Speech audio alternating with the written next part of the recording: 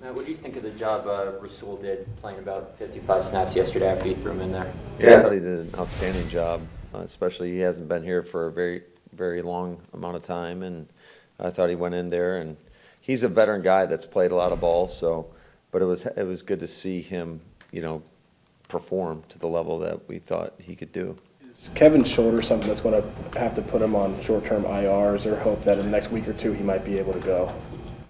Yeah, I don't believe so. It's something that it's getting better every day, and I know he's working hard at it, and we'll see where he's at.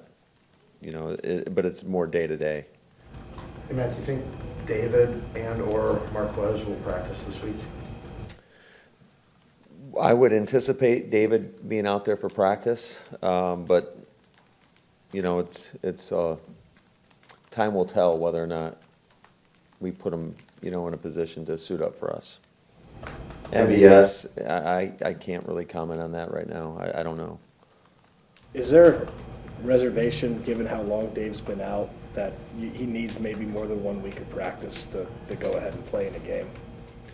Yeah, I mean, certainly when you're coming off a pretty significant injury, you don't want to just throw somebody out there. We want to make sure that, number one, that physically his knee is, in great shape, and then he's not at further risk of doing more damage to it. And then also, I think there's a confidence factor that you develop by just playing football, whether that's in practice, and so there is a ramp-up period.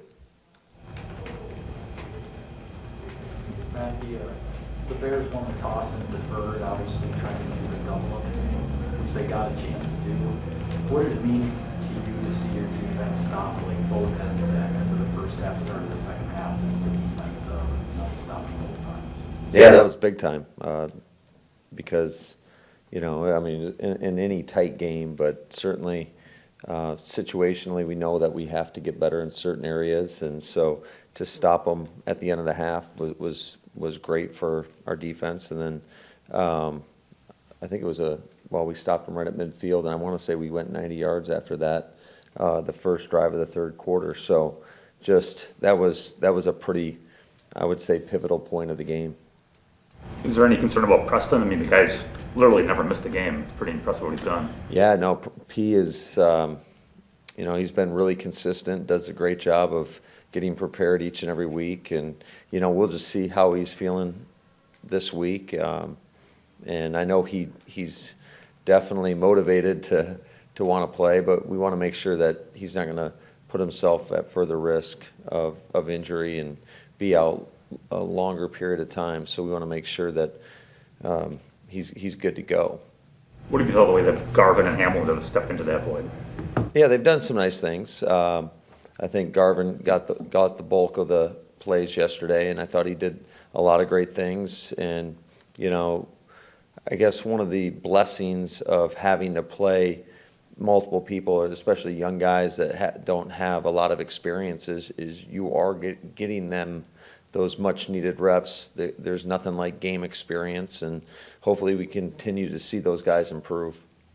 Man, what did you think of just what Lucas has given you the past 2 weeks? Last week starting and this week after, I think it was 4 plays, Josh goes out and him finishing the rest of the game there at center.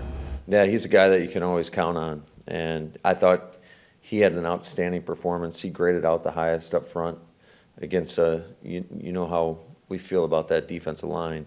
That's one of the best in ball, if not the best, just across the board. The depth that they have, they are a disruptive bunch. So, and it's not only interiorly; it's on the edges as well. So, but I thought Lucas, he's a guy that just consistently shows up to work every day with a great attitude. I know I was asked about how many reps he got with our ones last week, and the number was 0. I went back and looked at it. Not to say that, certainly he gets a lot of reps in practice, but the majority of it was with the scout team, and that just shows you what kind of player he is and how he prepares. Matt, there's going to be games where Aaron's going to need to throw for 350 and 4 like he had to for so long around here, but do you feel this offense is now kind of turning to where that isn't necessarily a requirement to winning, the way you're getting the backs, the touches, and those kinds of things. Yeah, we're going to try to take whatever steps are needed for each game. You know, certainly we'd like to stay as balanced as possible. I think that especially when you're going against a pass rush like we went yesterday, I think it's important that you try to keep it as balanced as possible so they can't just tee off. You guys saw some of the carnage on some of those third down situations that we were in when we were backed up in those third and long yardage situations. I mean, that's just, it's tough to defend against that type of pass rush all game. So whatever's necessary, if it's throwing for 300, if it's running it more than we throw it, that's what we're going to try to do to find ways to win games. I know last night you said that you didn't think Josh Myers' injury was like a long-term season ender, but is he going to miss a couple of games, do you think? I would say most likely yes. Hey Matt, when it comes to injuries, obviously you guys want to control everything you can, but in your experience, when you look at it, you have good success in the last 2 years of staying pretty healthy. Is there much you can do, or is there just bad luck involved with injuries and sometimes your luck runs out a little bit? Yeah, I think it's all what types of injuries are you getting. I think that there are ways to prevent some of the soft tissue injuries, but you know, some of these, they're just, I mean, it's just a part of football, an unfortunate part of football, because whether it's our guys, certainly we never want to see any player get hurt, whether it's from our team or whoever we're playing. But it's just, I guess, an unfortunate part of the game that just happens. So you guys as coaches always say the standard is the standard and that doesn't change. But obviously the talent is different, otherwise guys would be starters. Sure. And so how do you as coaches try to kind of help the standard stay high? What's incumbent on you guys as play callers or the defensive coordinator to try and kind of help those guys that aren't quite there? Well, I think you just got to be ready to adapt and adjust and pivot to wherever you have to go. You know, our job as coaches is try to put the players in the best position possible, and it definitely makes it easier when you have really good players to do that. But you know, we never want to put a guy in a position where he's set up to fail. I don't know how else to put that, but that's our job, to try to scheme around certain things. And but we are fortunate that we have a lot of confidence in the guys, not only our starters, but our just everybody in that locker room. Matt, what do you think is happening with your defense down in the red zone? They've been pretty good, you know, between the 20s. What's happening? Yeah, well, you know, anytime you get a pass interference call in the end zone, that's going to be a monster to stop. I mean, 4 shots from the 1 yard line, but the other touchdown pass that Chicago scored on, we had a busted coverage, and those are self-inflicted wounds. So you got to make sure that you don't beat yourself first. And you know, there's a lot of room for growth there. What the positive is, we haven't done very well in that department, but we've still been able to win games. So hopefully we can. That'll start to even out a little bit, you'd think, at some point. But we've got to continue to grind and work at it, and hey, maybe look at what we're doing and try to switch some things up. But there's, like, I went back and I don't know anything about football, but I tried to watch all the red zone plays today. I don't really. You match cover, you match their personnel. You play man, you play zone. There's no real common thread, is there? Of breakdowns. Well, I didn't watch it like you did. I got to go back and watch all those touchdowns. So. Can't figure out anything. Yeah, no, there was a point early on, like week 1, where we were playing a little bit more man, and then we've kind of transitioned to doing some other things. But that's I would definitely say it's still a work in progress, and we got to continue to grind, because we just got to be better. Bottom line, I mean. Hey Matt, that's a tough act to follow. Is the running back tandem right now, the way Aaron and AJ are playing, is that really exactly what you envisioned? I'm sure there's more room for growth, but are they really giving you exactly what you want to be getting from that spot? Yeah, those guys are performing at a high level, and you're lucky to have one guy that you feel really, really good about, but let alone both of those two guys, and Kylan Hill, we think a lot of as well. So we're fortunate to have those types of guys, and I think Ben's done a really nice job of putting those guys in position and rotating both of those backs. And I told Kylan, actually, because he's doing some really nice things on special teams, and you'd like to get all three of those guys touches. I just know that it is difficult to get three backs involved, and we'll continue to look at different ways to do that. But I do think that we are better suited when we can have, at a bare minimum, two different backs getting a significant amount of touches, whether it's through the pass game or the run game. On that first punt, when Shamar was there and got it to return, at first I'm watching, I'm thinking, what the hell are they doing? And then I'm thinking about it, it's like, what was he supposed to do? Because he was there so early, so he's kind of flat-footed. So what should have happened there? Well, I think with any time you have a young player that's playing a gunner, and he's running down there, he's got to try to have vision on the returner, and that's not necessarily the easiest thing to do, especially when you're trying to beat the man in front of you who's trying to stop you from getting down there. So I think it's just it's a learning experience. I think we can do a better job of pursuing on the backside because we had basically four guys corralled around Jakeem Grant, and it was a spectacular return. I mean, I thought it was a very brave move by him to catch that ball and not fair catch it, but we saw how aggressive he was on tape. I mean, shoot, the week before he caught one about 4 or 5 yards in the end zone and took it out versus the Raiders. So we knew that he was going to be aggressive, but man, he's a dynamic returner. I think he's got 5 career returns for touchdowns, be it both on punt return and kickoff returns. So, I do think it's a good learning lesson for our guys, though, is just never assume that it's a fair catch. You got to know.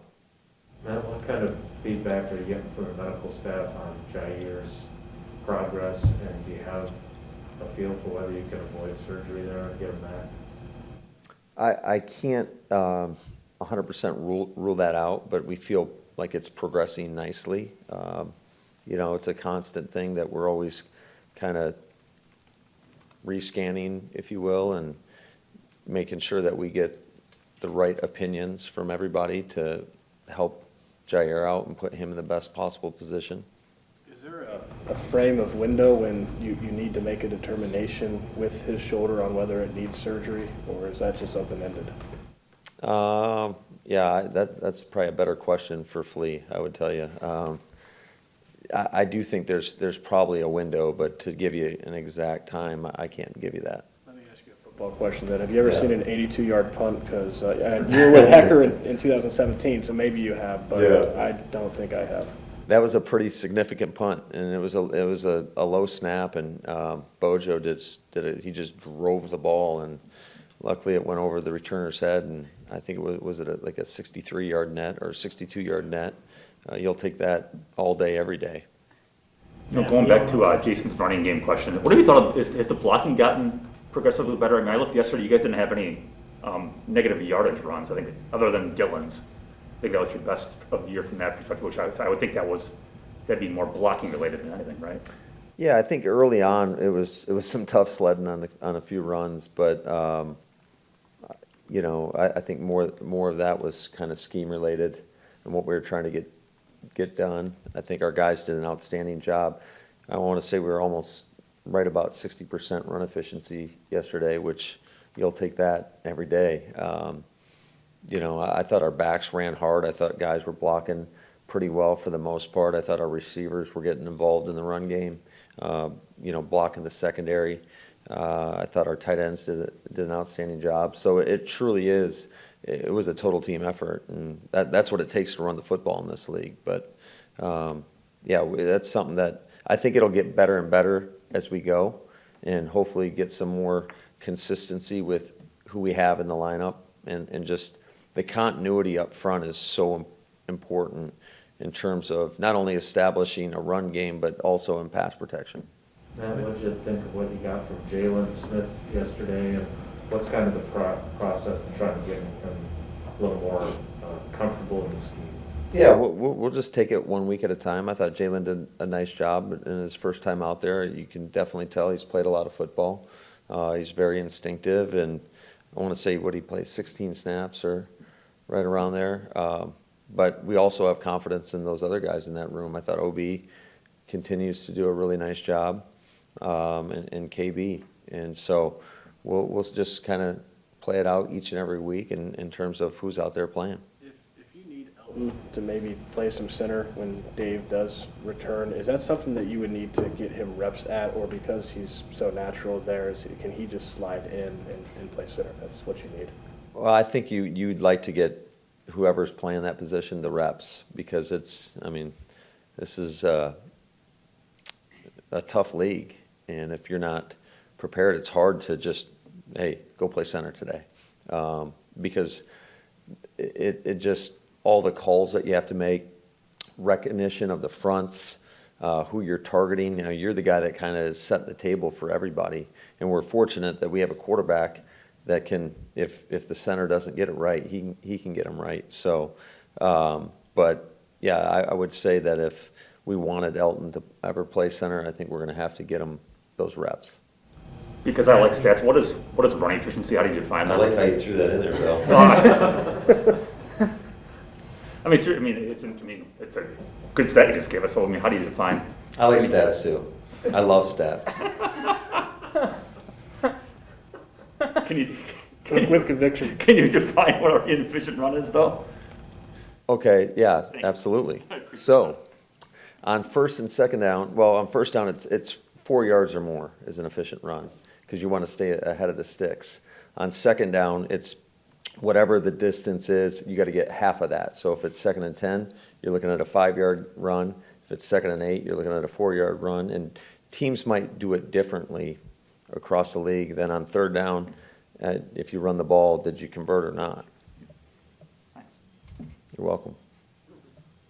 Matt, we all know how well Alan Lazard has been in the blocking game, but for him to get in the end zone, how nice was that for you? Oh, it was great. I think you could really see the excitement that he had.